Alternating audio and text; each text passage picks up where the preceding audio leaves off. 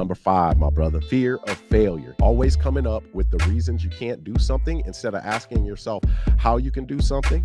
If someone else is doing it, that means it's possible, so you can somehow figure out how to do it. Now, I want you to talk that with this deal in both good and the bad.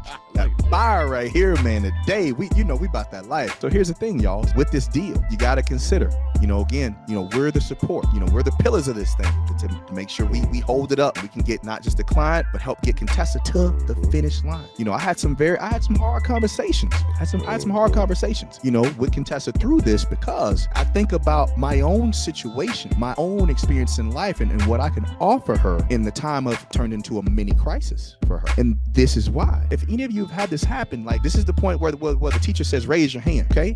We're in the midst of a situation. You see what this is. You see the opportunity that lies ahead. And in the midst of that, you start to provide yourself. You start to think of these self-depreciating thoughts, which turn into emotions, which then turn into behaviors. And I'm gonna tell you, I had to say, hey, Contessa, you gotta take a breath, because there's so much more on the line than you and this fear that has just arrived for whatever reason that we conjure up on ourselves, because it's not there. It's not even real. It's something that we conjure to bring her back to the reality of, man, I'm in the midst of this situation and I have to power through. So that fear of failure, that I think something bad's gonna happen. Well, why would you think something bad's gonna happen? Right. Why? Yeah. What's the stimulus? As I've told another student, it's almost like you take a door, you go inside the room, you put padlocks up, and then you take the key and hide it from yourself and forget how you got in the room. That's what fear does to you. Ooh, that's heavy right there. Golly. That's what happens. Fear does to you. Yeah. And so we're going through this process, with Contessa, and she's like, well, what about this? Or, well, let me ask you a question about that. Or what if this doesn't happen? That's what I asked her. Oh, that's what I told her. And she said, well, I feel like maybe somebody in the midst of what we're doing, if they go to bed and I go to bed, and the next day, between now and the next day, somebody else is going to come in and snatch all this goodness, all these things we work for so hard away from us. That's what we do to ourselves. Why?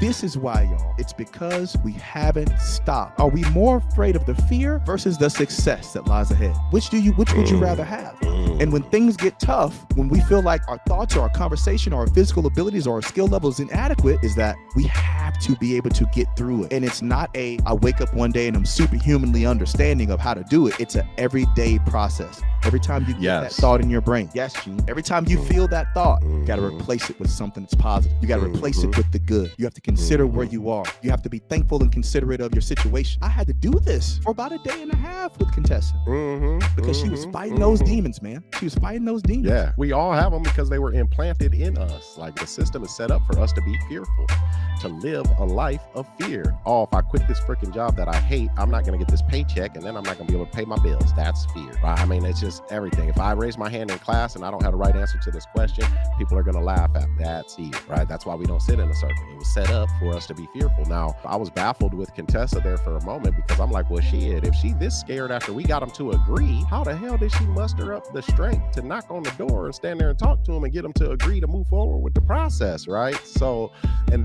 see, we have this strength. We have it. That's how it happened. Like, she just, whatever made her overcome that. And that's why I always speak the wealth statement every day. When I talk to Contessa on the phone, I say, Contessa, the way you're acting, I know you ain't been doing that wealth statement every day. Not seeing it, not visualizing it, not feeling it, and saying it before you go to bed at night, and then when you wake up in the morning. Because if you have, you wouldn't be thinking about none of that stuff. That stuff is irrelevant until we come to that moment, and then we handle it. We get around it, over it, or through it. I said, but what happened? Because there was a problem, and I had to fix that problem last night at 9 o'clock at night, man, on a Zoom when I had my daughter. I'm like, God damn, we will conjure up obstacles. We'll conjure them up that aren't even there.